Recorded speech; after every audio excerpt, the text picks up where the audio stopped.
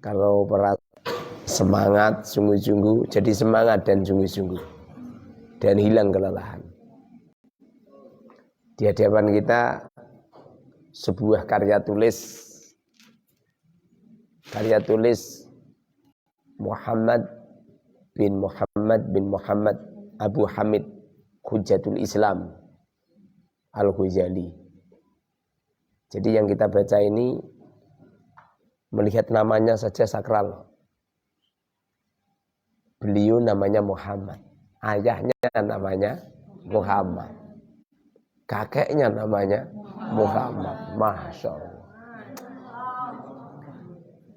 Ada orang kok nyampe namanya Muhammad, itu kalau tidak terpilih dan tidak mendapatkan anugerah dari Allah, nggak mungkin itu, nggak mungkin. Pasti dia akan memberi nama yang keren, memberi nama yang moderat, tidak mau mengikuti nama baginda Muhammad sallallahu alaihi wasallam. Ini Imam Ghazali luar biasa. Kalau kita tengok di sejarahnya Imam Ghazali, Masya Allah, malu kita. Rasa-rasanya malu. Karena tidak seamput-amputi. Apa itu kesungguhan kita ini, Masya Allah. Imam Ghazali ini putra seseorang yang biasa. Abahnya itu biasa, orang awam biasa. Cuma abahnya Imam Ghazali yang namanya Muhammad itu, beliau ini takdimnya sama ulama luar biasa.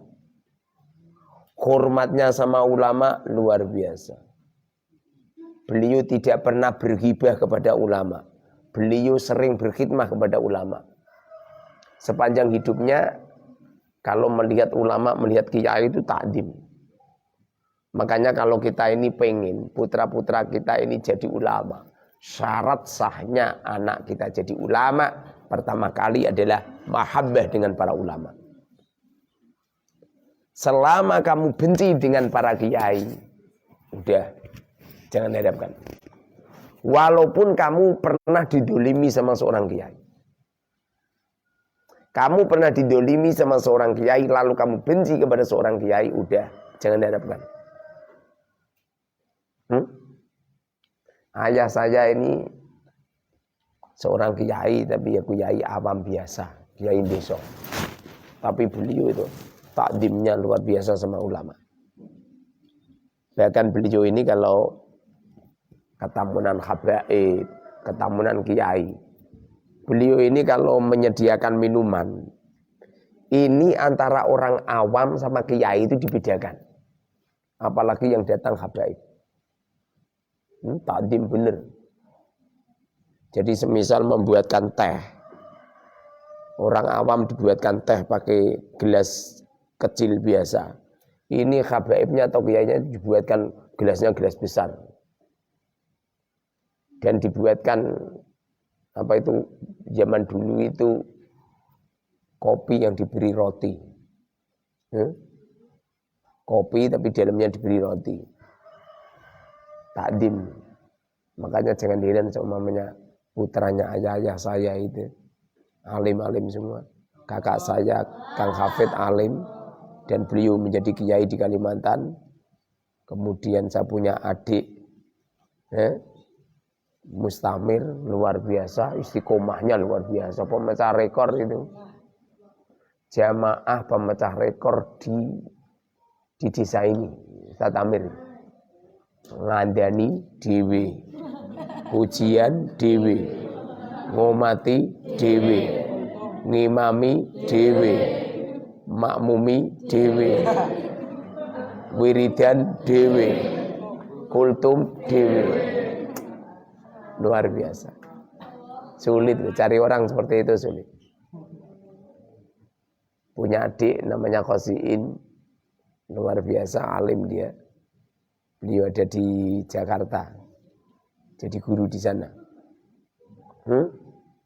Jadi kalau kamu pengen anak cucu kamu ini menjadi seorang ulama, pertama kali mahabbahnya dengan kiai tenanan. Sampeyan nipu ayah. Teruskan oleh kamu benci dengan ulama. Walaupun Anda itu seorang kiai, walaupun Anda itu seorang ulama, selama Anda punya kebencian dengan seorang kiai, gak ngarah. Di majelis saya nggak pengen menguak contoh-contoh mereka nggak perlu, sebab forum kita ini forum untuk penyucian diri, untuk meneliti diri sendiri, untuk muhasabah diri sendiri, tidak perlu meneliti orang lain. Karena ilmu yang kita sampaikan ini ilmu untuk muhasabah diri, untuk meneliti diri sendiri. Makanya jangan heran kalau Imam Ghazali luar biasa. Saya meneliti beberapa kiai yang benci dengan kiai lain. Jadi antar kiai bermungsuhan. Pada akhirnya putra-putra beliau tidak ada yang jadi ulama. Bahkan beliau-beliau yang benci dengan kiai, rata-rata beliau-beliau menyekolahkan anaknya, sampai pada akhirnya anaknya tidak alim, lalu pondok pesantrennya tidak bisa dipegang oleh anak-anaknya. Naudzubillah.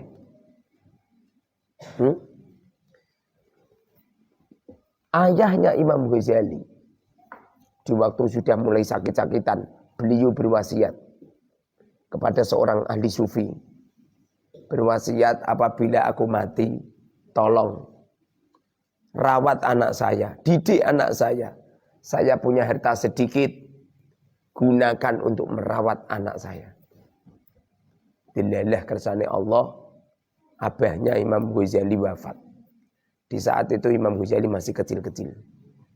Ibunya sendiri, namanya perempuan. Perempuan itu kalau menjadi istrinya orang solih, dimanja, ya enggak? Loh, lagi istri saya manja. Mau pernah bojoku ning sawah. Mau pernah bojoku angon sapi. Apa pernah bojoku angon pedus. Ya? Itu kalau saya mati tidak bisa nyambut gawe. Siapa yang berhak untuk menafkahi istri dan anak-anak saya? Ya kamu semua. Kalau saya mati lebih dulu ya kamu. Biasanya orang seperti saya ini umurnya nggak panjang. Dengerin ini, paham? Biasanya orang seperti saya umurnya nggak panjang. Jadi dilalah kersane Allah, ayahnya Imam Ghazali wafat, sedangkan Imam Ghazali dan adiknya namanya Ahmad masih kecil. Pada akhirnya Imam Ghazali, Muhammad sama adiknya namanya Ahmad dirawat oleh seorang ulama. Beliau ahli di bidang ilmu tasawuf. Setelah dirawat, diajarin, dikenalkan ilmu dilalah kersane Allah. Kiai ini tuh yang merawat ini tuh. Dilalah perbekalan yang pernah diwasiatkan oleh ayahnya Imam Ghazali habis. Jadi harta itu habis. Pada akhirnya berhubung ahli sufi ini juga orangnya fakir, lalu diserahkan di sebuah pondok pesantren yang kebetulan pondok pesantren itu memberi makan untuk duafa. Jadi ada sebuah pondok pesantren yang menyantuni fuqara masakin. Pada akhirnya Imam Ghazali belajar di pondok pesantren itu. Kebetulan di pondok itu juga banyak ulama-ulama yang luar biasa. Beliau belajar di tempat itu, makanya beliau pernah dawuh di komentar-komentar beliau. Di kitab-kitab ada. Di antara perkataan beliau itu,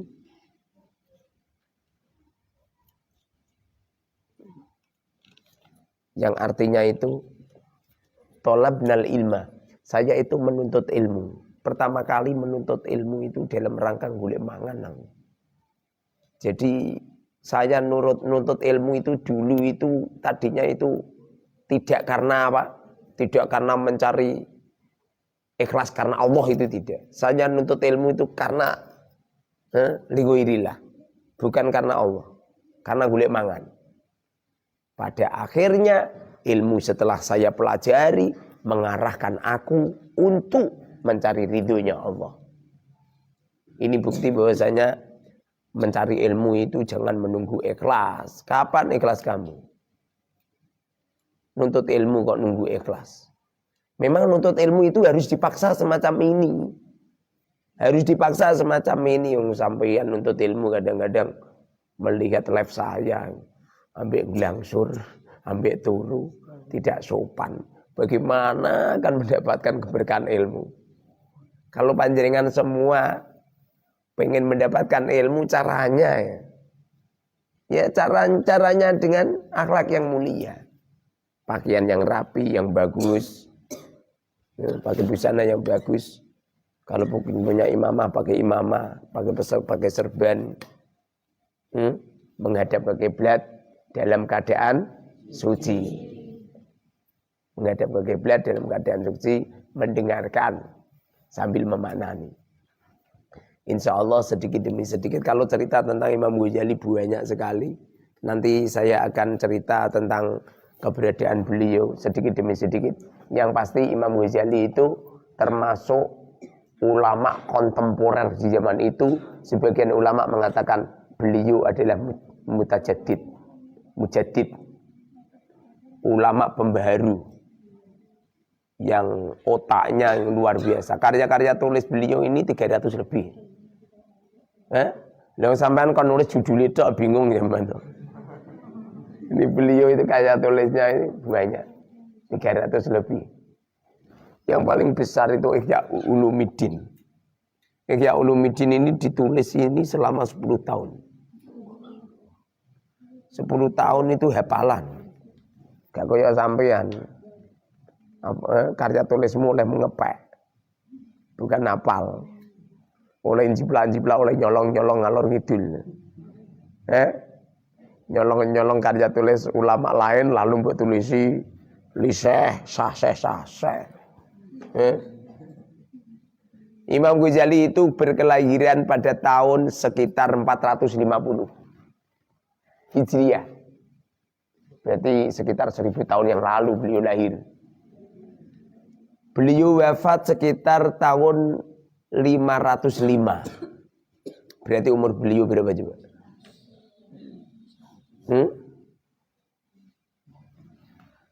Lahirnya 450, wafatnya 505.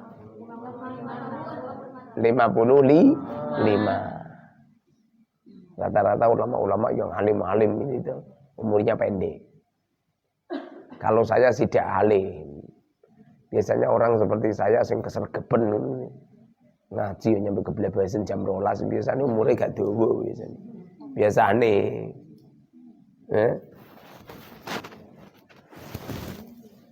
Ustaz ngomongnya sudah seperti itu, sudah dari kemarin-kemarin tapi udah mati-mati. Kamu itu sebaik-baik orang ini sebagaimana yang pernah ditanyakan oleh Rasulullah kepada Sayyidina Umar. Wahai Umar, bagaimana kabar pagimu ini? Sayyidina Umar mengatakan, ya Rasulullah, saya kalau masuk di pagi hari tidak pernah berangan-angan sore hari. Kalau saya ada di sore hari tidak pernah berangan-angan di pagi hari. Jadi orang itu kalau bisa itu jangan berangan-angan besok. Hari ini adalah hari terakhir. Setelah ini kita mati bareng gitu. Sungguh mereka-mereka yang berangan-angan besok masih hidup, apalagi mereka-mereka yang ngumpulin harta untuk hari besok, sesungguhnya orang itu adalah orang yang merugi. Katakan bahwasanya hari ini adalah hari terakhir. Kalau hari ini adalah hari terakhir, maka mripatmu lebih bentar. Yang jadikan kamu ngantuk itu gara-gara apa juga? Merasa besok-besok masih hidup.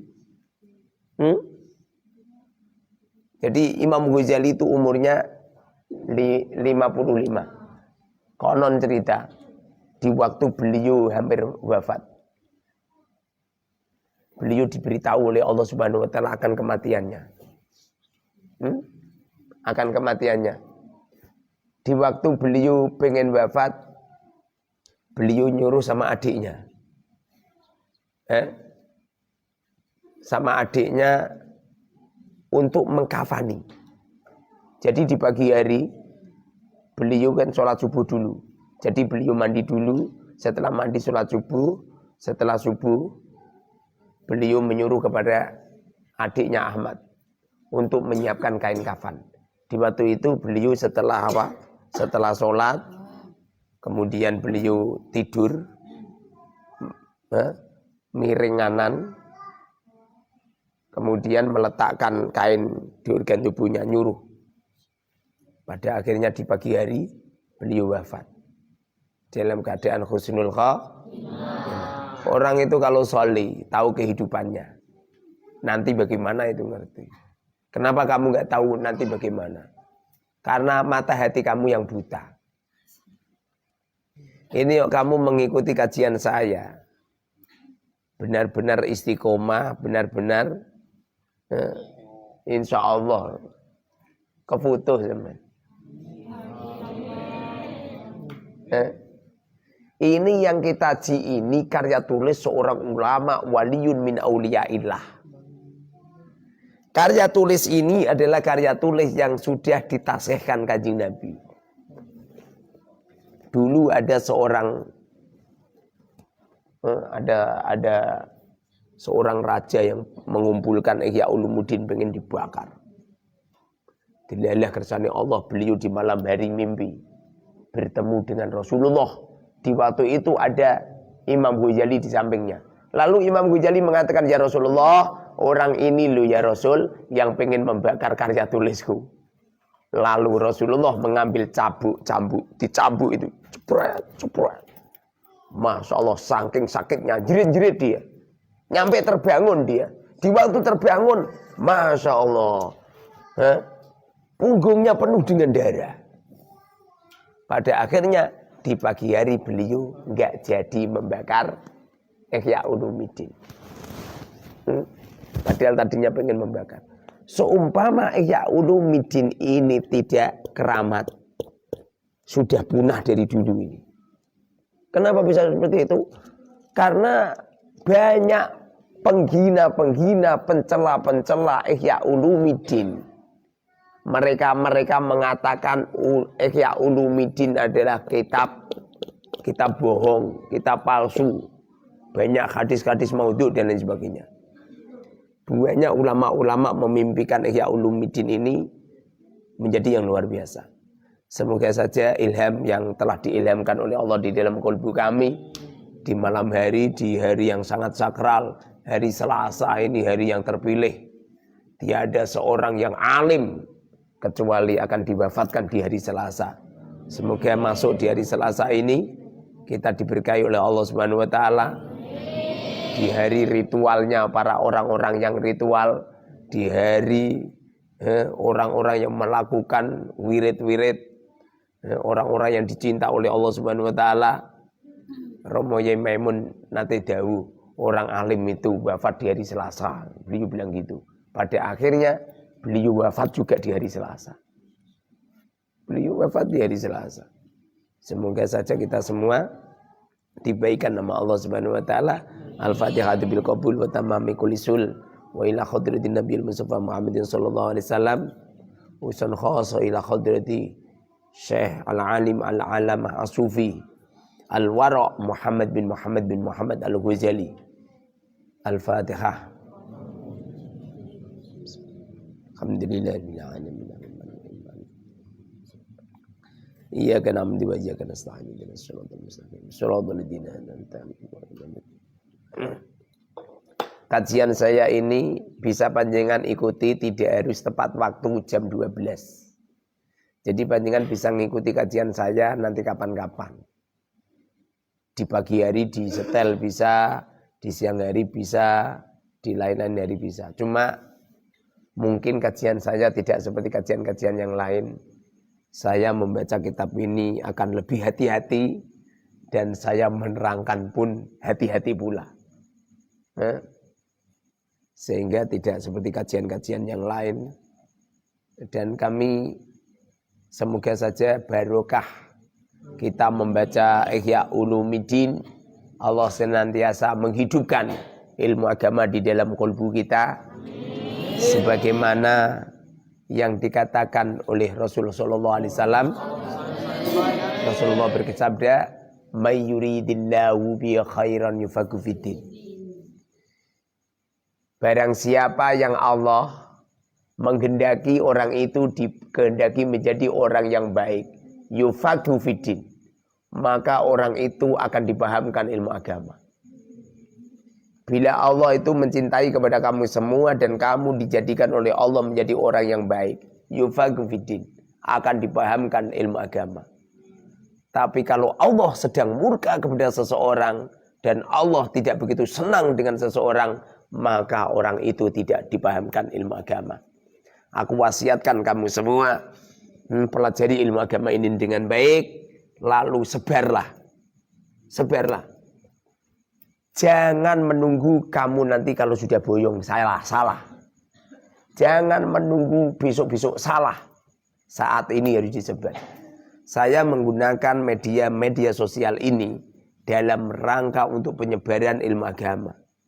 Sehingga orang yang memahami ilmu agama itu tidak harus datang di Al-Mubarak.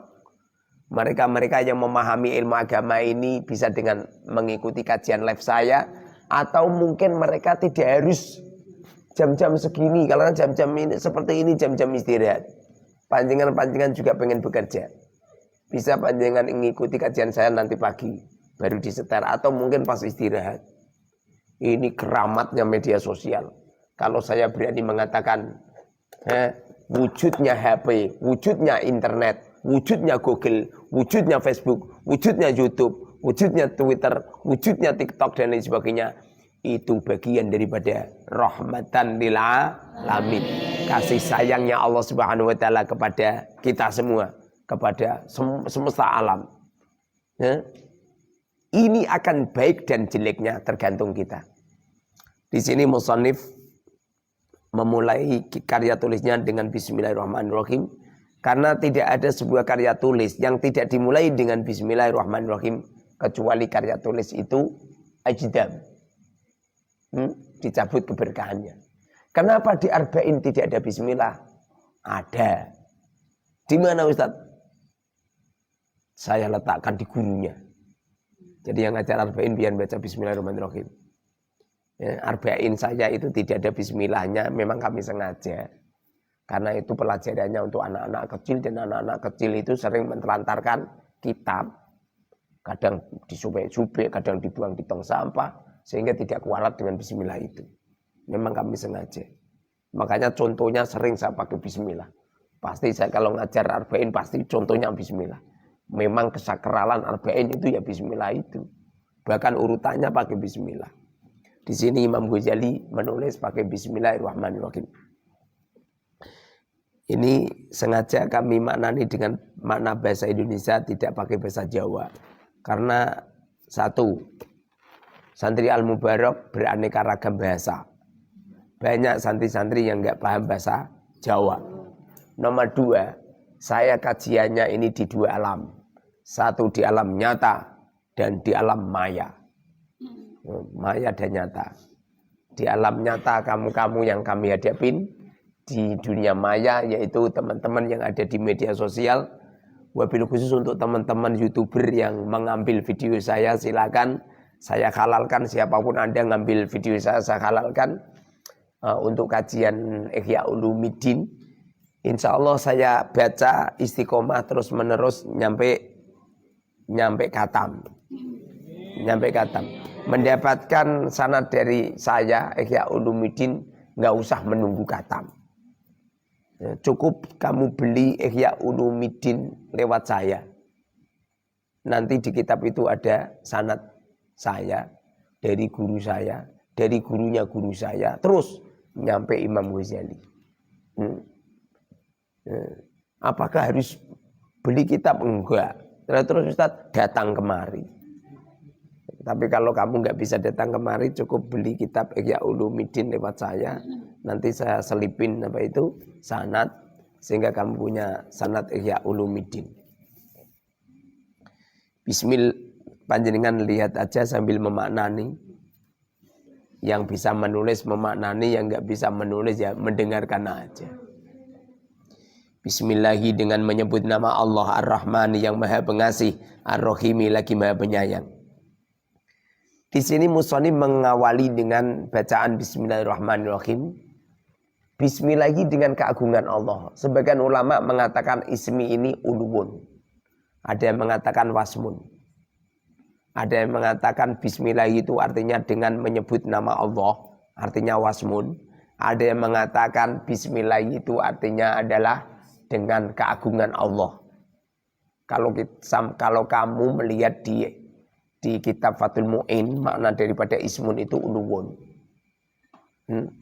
Dengan menyebut nama Allah dengan keagungan Allah, Ar-Rahman yang Maha Pengasih. Makna daripada pengasih ini, Allah belas kasihan. Kasih itu artinya memberi. Allah memberikan anugerahnya kepada siapapun tanpa pandang bulu. Orangnya taat ya diberi anugerah, orangnya maksiat ya diberi anugerah. Ulama-ulama, kiai-kiai memanani mana daripada Ar-Rahman itu memberikan belas kasihan di dunia dan di akhirat. Ada yang mengatakan Ar-Rahman ini memberi kerahmatan, memberi kenikmatan, besar-besarnya nikmat. Saking agungnya nikmat Allah, nyampe-nyampe orang kafir pun diberi nikmat. Sehingga dalam pembahasan ini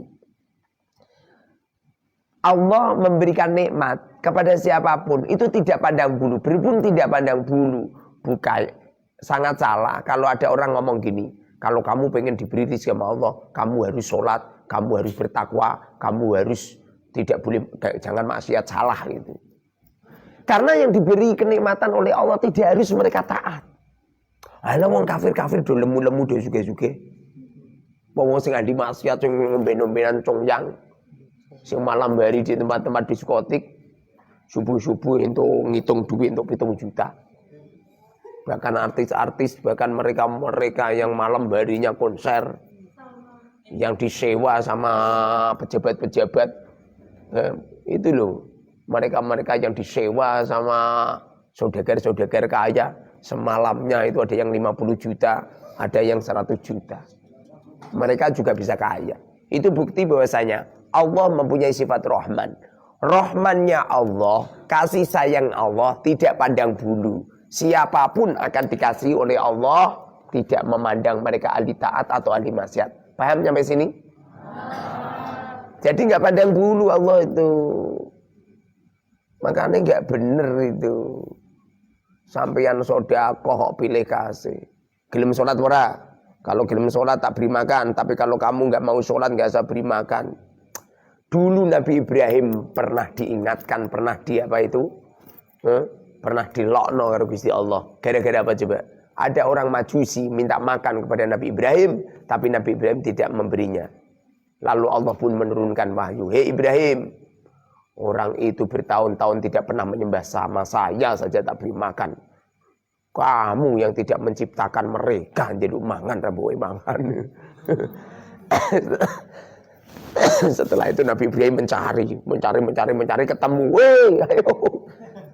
Apa kata Majusi? Ibrahim, tadi saya ke rumahmu minta makan, enggak kamu beri makan. Setelah saya pergi malah kamu panggil-panggil, kamu cari-cari. Lalu Nabi Ibrahim cerita, aku barusan saja diturunkan wahyu oleh Allah, Gusti Allah begini begitu. Pada akhirnya orang Majusi masuk Islam. Artinya kalau kamu memberi sesuatu rasa pandang bulu, teman kamu brengsek atau teman kamu baik, udahlah. Kalau sedekah itu sedekah.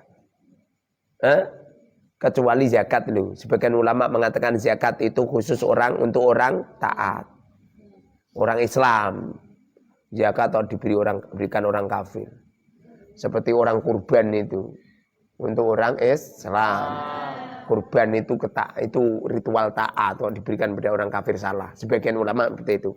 Tapi ada ulama mengatakan antara zakat dan kurban ini adalah sosial. Berhubung itu sosial, boleh diberikan kepada siapapun.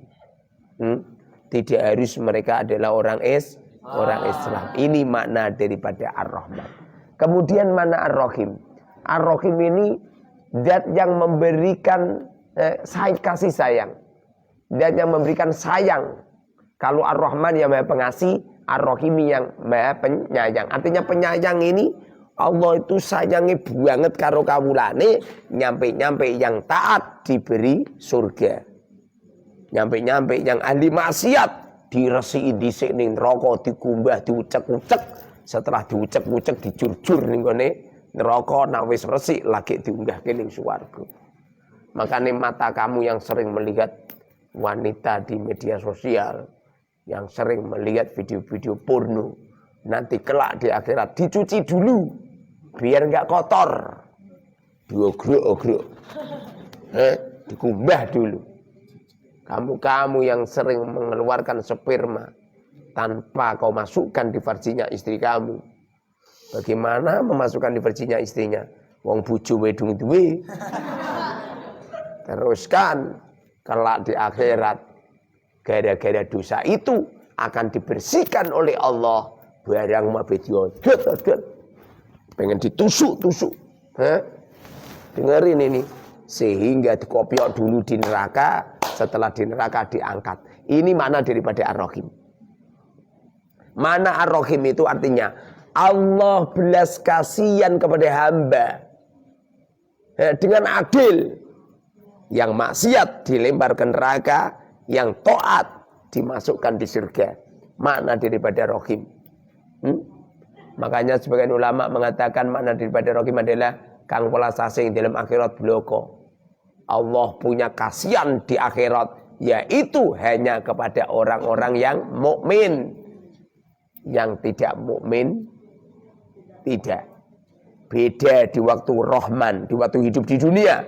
Di waktu hidup di dunia enggak Islam, enggak kafir, enggak non muslim, enggak maksiat, semuanya dikaruniai oleh Allah, semuanya dirizki oleh Allah.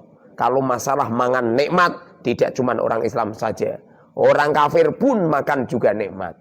Orang ahli maksiat pun makan juga nikmat. Tapi tutuk-tutuk no, Allah mempunyai sifat Rahman.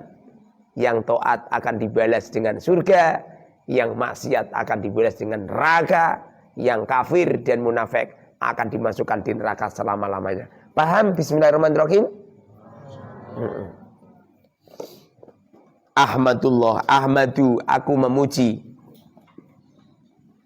Allah, Allah. Ahmadu, aku memuji Allah kepada Allah awalan. Pertama saya memuji kepada Allah. Karena sesungguhnya seseorang yang tidak mau memuji kepada Allah, maka sesungguhnya orang ini bagian daripada orang yang tidak bersyukur. Hidup ini yang menghidupkan adalah Allah. Kemudian setelah kita hidup, kita bisa bernafas, kita bisa makan, kita bisa sehat walafiat. Semua anugerah yang dititipkan oleh Allah ini milik Allah. Menurut Sayyidina Ali, kenikmatan yang dahsyat yang dititipkan kepada hamba, yang dititipkan kepada kita, itu nikmatul iman. Iman kita ini toh, kita ya bisa yakin kepada Allah itu toh. Masya Allah loh. Tingkatan-tingkatan orang mukmin sejumlah manusia. Kalau saat ini saya ngaji bersama dengan orang 1000 semisal, maka sesungguhnya tingkatan orang mukmin juga ada 1000. Antara satu dan yang lain beda. Dan kenikmatan inilah kenikmatan yang benar-benar nikmat, yaitu nikmatul iman. Tidak semua mampu orang untuk beriman percaya kepada Allah. Kenapa Anda ini tidak ngantuk dan kenapa Anda ini mengikuti kajian saya? Di saat semua orang tertidur lelap, kamu menyisihkan waktu untuk memahami ilmu-ilmu yang saya sampaikan. Jawabannya adalah iman. Tanpa iman yang terselip di dalam kolbu kita, nggak mungkin panjenengan akan masih melek. Nggak mungkin. Keyakinan inilah yang mengikis kantuk kita, yang mengikis organ tubuh kita untuk istirahat. Ini iman. Makanya sungguh beruntung kamu-kamu ini, Masya Allah. Nyampe-nyampe Rasulullah mengatakan, la yahdiyallah lak rajulan. Engkau bisa memberikan petunjuk kepada satu orang saja. Khairun min humurin na'am. Lebih baik daripada engkau bersedekah rojo koyo, bersedekah hewan ternak yang paling gemuk, yang paling bagus. Jauh lebih bagus kamu memberikan hidayah, memberikan keimanan kepada seorang lelaki satu. Karena ini ada sebuah keimanan yang dasar. Hamdan dengan pujian. Kathiron yang banyak. Mutawalian yang berturut-turut. Mutawalian yang berturut-turut. Sungguh beruntung kita-kita yang selalu memuji kepada Allah. Terus memuji. Alhamdulillah. Alhamdulillah. Terus Alhamdulillah. Tidak ada orang yang selalu memuji kepada Allah. Terus melafadzkan Alhamdulillah. Ada apa-apa? Alhamdulillah. Dia dicemburitin istri. Alhamdulillah. Jumatan pulang sandalnya hilang. Alhamdulillah. Punya anak kandanane ndablek. Alhamdulillah. Kerja 1 bulan malah mandori minggat. Alhamdulillah.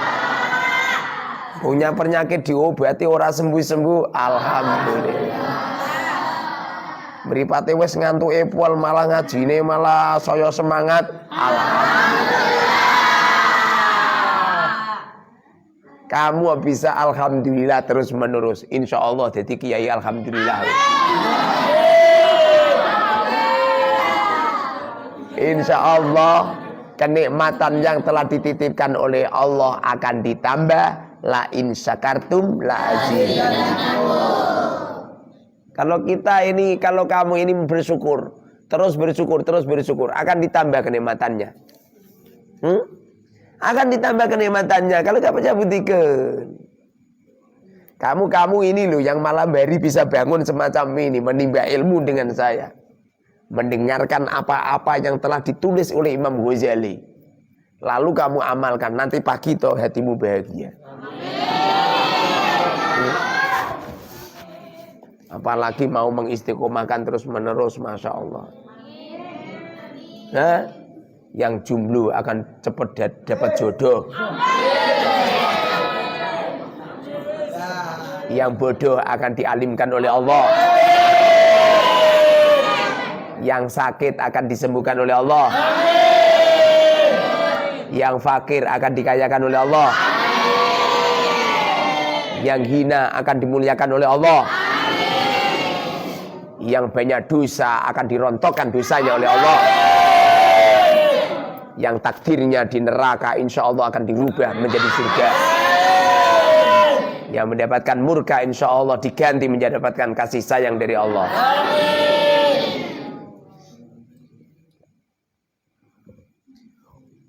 Wa in kana meskipun yatadha'alu kalau bahasa Jawane cilik atau remeh. Wa in kana meskipun yatadha'alu kecil duna haqi jalalihi kurang dari kebenaran keagungan Allah. Kurang dari kebenaran keagungan Allah. Hamdal hamidina. Dengan pujian orang-orang yang memuji. Aku memuji Allah. Yang pertama aku memuji Allah. Dengan pujian yang banyak, yang terus menerus. Yang berturut-turut. Walaupun pujian ini hanya pujian yang kecil. Hanya pujian yang remeh. Duna haqi jalali, yang kurang dari kebenaran keagungan Allah. Karena sesungguhnya keagungan Allah ini benar-benar agung. Nyampe-nyampe pujian kita ini tidak pernah sempurna akan keagungan Allah subhanahu wa ta'ala. Sebagaimana orang-orang yang memuji kepada Allah, yang terus-menerus mereka memujinya. Wa usalli, dan aku membaca solawat. Wa usalli, dan semoga. Wa usalli, dan aku membaca solawat. Wa usallimu, dan aku membaca salam. Wa usalli, dan aku membaca solawat. Wa usallimu, dan aku membaca salam. Ala rusulihi, atas beberapa rasulnya. Tsaniyan, yang kedua.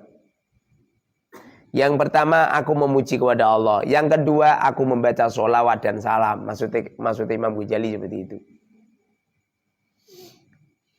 Sholatan dengan sholawat.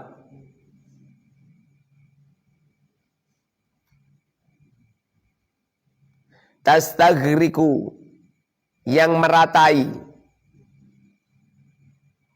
Meratai itu artinya itu menyumpram buah, merata. Ma'a sayyidil basyari, bersama pemimpin manusia. Siapa coba? Kanjeng Nabi Muhammad sallallahu alaihi wasallam. Ma'a sayyidil basyari, bersama pemimpin manusia. Sairil mursalina, sairil mursalina,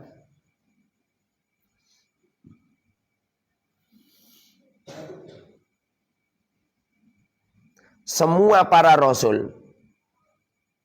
Sairil mursalina, semua para rasul.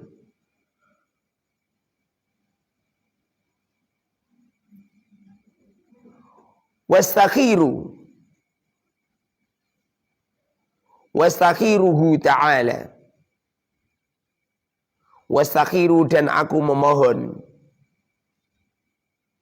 Wastakhiru, dan aku memohon hu, kepada Allah Ta'ala Maha Luhur. Salisan,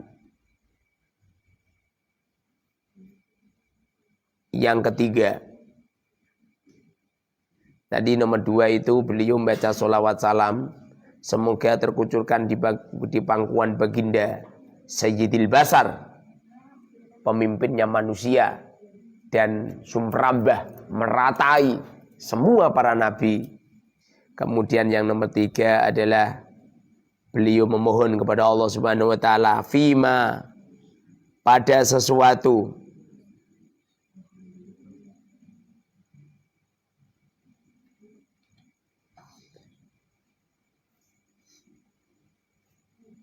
amba'atu, yang membangkitkan, lahu, padama, fima, pada sesuatu, amba'atu, yang membangkitkan, lahu, padama, azmi, cita-citaku, min tahriri kitabin, dari mengarang kitab, fi ihya'i ulumiddini, ihya ulumiddin, ojo ihya ulumuddin, salah itu. Long ihya ulumuddin, ihya itu mudhof, ulumi itu mudhof ilaih. Mudhof ilaih dibaca rafa pernah bacir. Bacanya itu ihya ulumiddin. Fi ihya'i ulumiddini, dalam menghidupkan beberapa ilmu agama. Dalam menghidupkan beberapa ilmu agama. Yang nomor 3, cita-citanya Imam Ghazali itu pengen membuat karya tulis untuk menghidupkan ilmu-ilmu agama. Dulu pertama kali Imam Ghazali itu karya-karya tulisnya itu seperti nahwu, seperti sorof itu. Kemudian diantaranya adalah bantahan-bantahan tentang ilmu filsafat. Banyak karya-karya tulis beliau. Kemudian beliau membuat karya tulis ini. Konon cerita di waktu membuat Ihya Ulumuddin ini selama 10 tahun. Dan beliau itu loncat dari daerah satu ke daerah yang lain. Bahkan beliau ini kholwah. Apa itu menjauh dari manusia.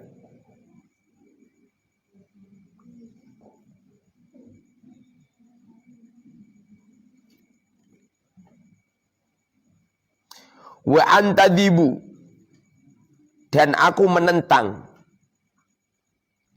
Liqat'i ta'ajjubika,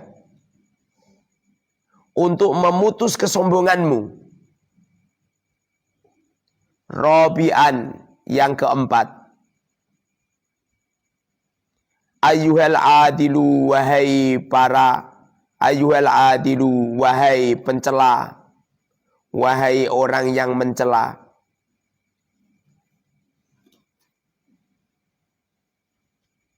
Al-mutakhali, yang terlalu. Fil adli, dalam mencela. Min baini zumratil jahidina, di antara golongannya orang-orang yang sombong.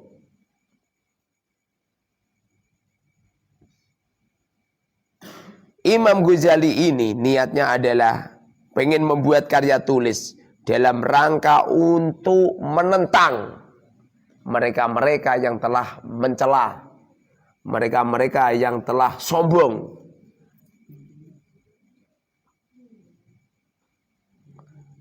Al-musrifi,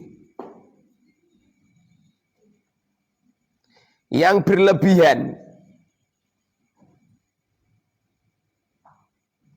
Fit taqri'i, dalam mencaci. Wal inkari, dan ingkar. Min baini tabaqatil munkirina, di antara lapisan-lapisan orang-orang yang ingkar. Al-ghafilina, yang lalai semua. Al-ghafilina, yang lalai semua. Ini kurun Imam Ghazali. Banyak orang-orang yang seperti itu, apalagi sekarang. Masya Allah, Imam Ghazali, roh ulama-ulama saya ini nangis beliau. Ulama jauh dengan tuntunan baginda Rasulullah Shallallahu Alaihi Wasallam. Masa ulama hanya serban-serban saja. Nah, kalau serban ini pasar pirang-pirang toh kangkang.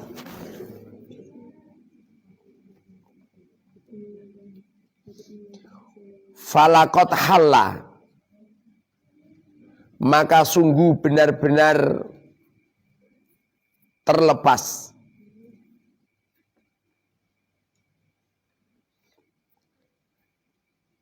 An lisani uqdatis sauti, dari lisan ikatan, kok sauti ya, sumti ya. An lisani uqdatis sumti, dari lisan ikatan diam.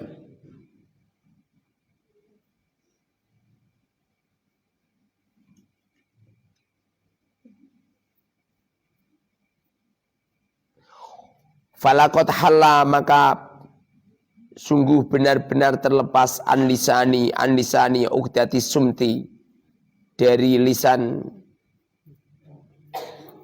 An lisani ono ya ayo. An lisani, dari lisanku. Uqdatas sumti, ikatan diam. Wa tawwaqa,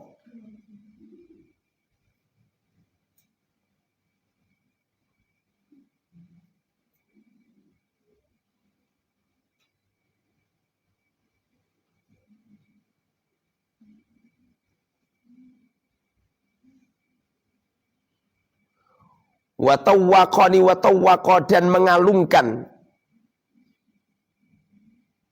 ni kepadaku uhdatul kalami, tanggungan pembicaraan.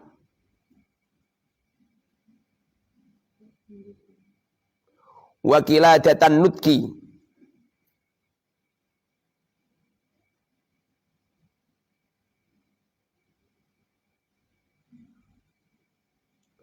wa qiladatan nutki dan kalungnya pembicaraan.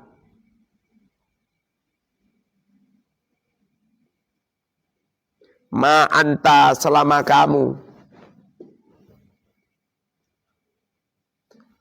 musabirun berkekalan alaihi pada ma minal ama dari buta,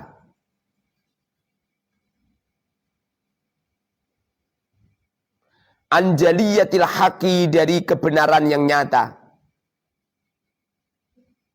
Jaliyah itu artinya nyata, al-haq itu artinya kebenaran. Kebenaran yang nyata.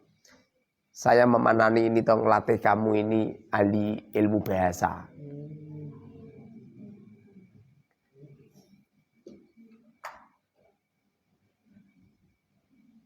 Ma'al lujaji serta berkepanjangan fi nusratil batili dalam menolong kebatilan.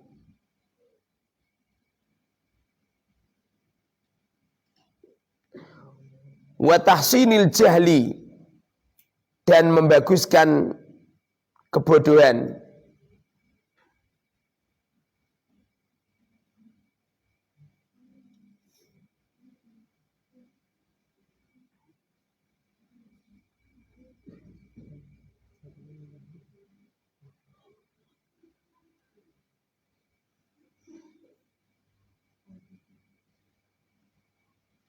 Wa tashibi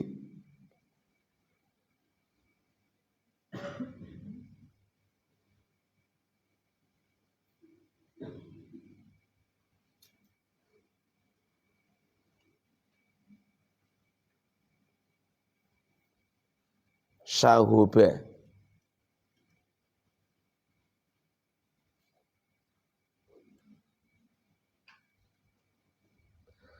wa tashibi dan mengobarkan fitnah.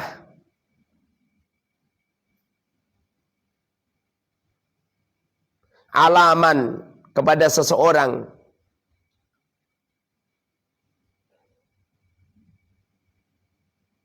atharo yang memilih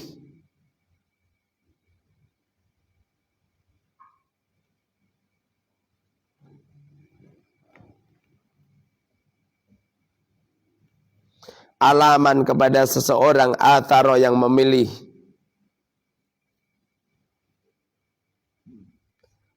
an-nuzu'a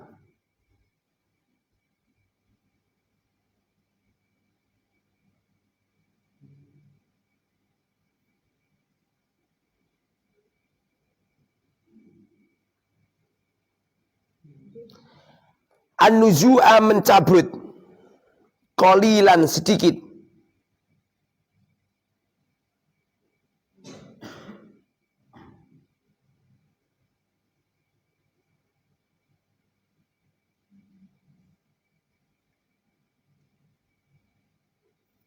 an marasimil khalqi dari kebiasaan orang banyak. Khalqi itu artinya makhluk, tapi maksudnya makhluk niki kebanyakan orang banyak. Mau cok kita boleh angel ini Kang. Paham Kang? Jelimet deh. Makanya wong alim itu berharga, guru-guru seperti itu. Sampeyan hanya tidur. Itu kitab itu dibaca. Kalau baca itu tenanan. Kenapa kamusnya, tadinya kan kita menggunakan kamus Munawir. Kenapa saya rubah menjadi Google? Mempercepat. Kamu bisa memanani Jawa atau belum tentu kamu bisa menerjemah bahasa Indonesia. Percaya nggak? Makanya ngurung ya kamu kalau menerangkan pakai bahasa Indonesia. Langsung at the point, langsung bahasa Indonesia. Setelah perkataan saya ini tuh, mulai tahun 2023 akan banyak pondok-pondok pesantren yang bermunculan memanani kitab pakai bahasa Indonesia. Kalau nggak percaya buktikan. Ini saja sudah mulai berubah.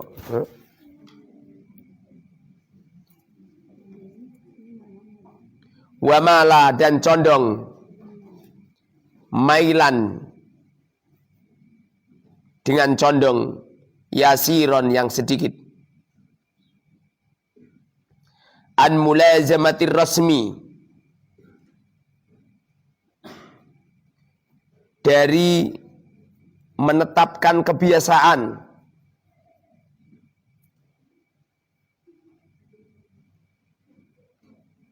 ilal amali pada amal, bimuqtadul ilmi,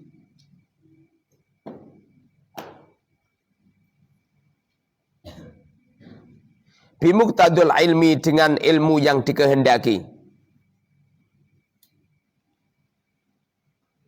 Muqtado itu dikehendaki, al ilma ilmu. Di tulisan Arab biasa ya, memaknani terbalik biasa. Darabtu Zaidan. Kamu kalau memaknani aja ngene, darabtu Zaidan, memukul aku Zaid. Darabtu Zaidan itu aku memukul Zaid.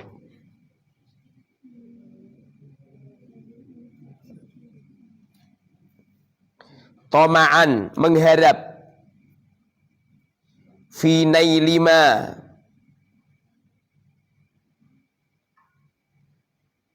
dalam mencapai sesuatu,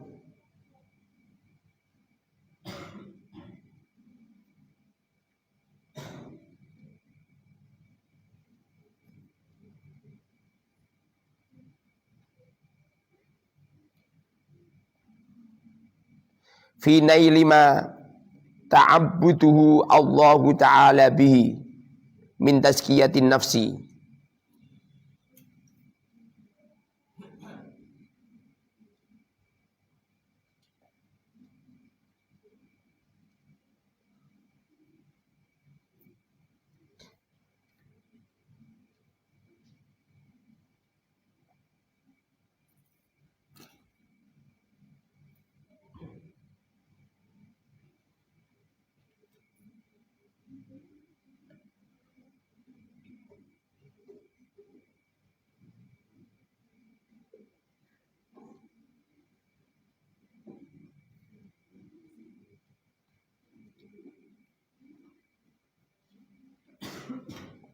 Ini apa?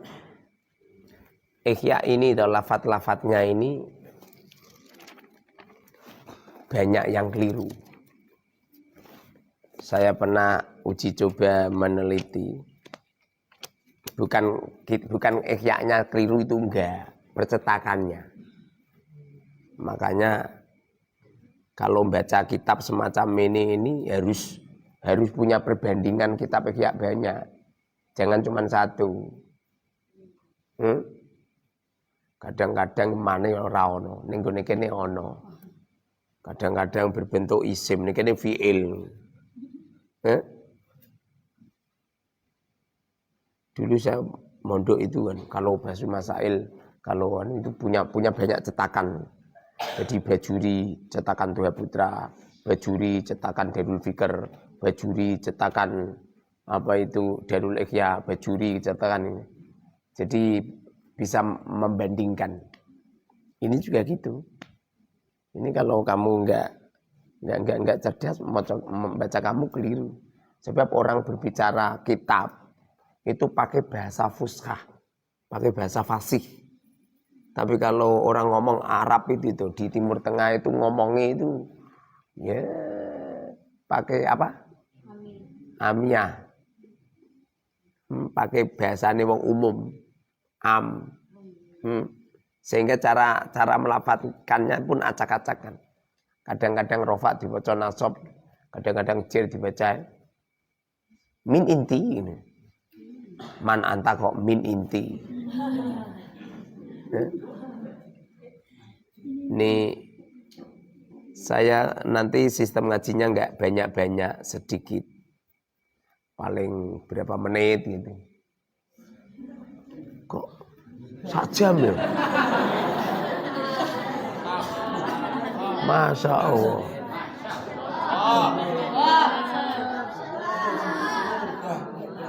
Jadi nggak usah banyak-banyak, sedikit. Saya khawatir kalau nyampe subuh terus santri itu balas dendam. Tidurnya balas dendam nyampe sore. Lebih baik ngajinya nggak usah lama-lama, tapi bisa jamaah subuh, bisa jamaah zuhur, bisa jamaah asar. Daripada ngajine nyampe jam 3 turu tangi-tangi maghrib.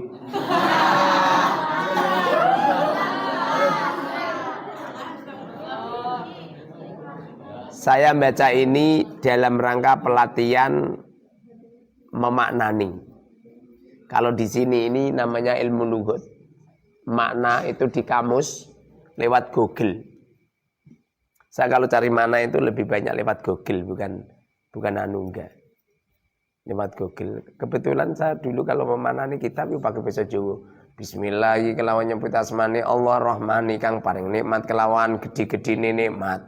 Ar-Rahimi tur kang paring nikmat kelawan lembut-lembute nikmat. Ngono ki menerjemahi bahasa Indonesia bingung itu. Sulit itu.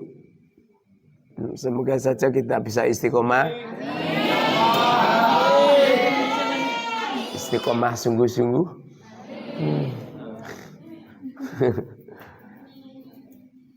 Semoga ngajinya diteruskan nanti dalam mimpi. Diteruskan sama Imam Ghazali dalam mimpi kita. Amin ya rabbal alamin. Wallahu a'lam bishawab.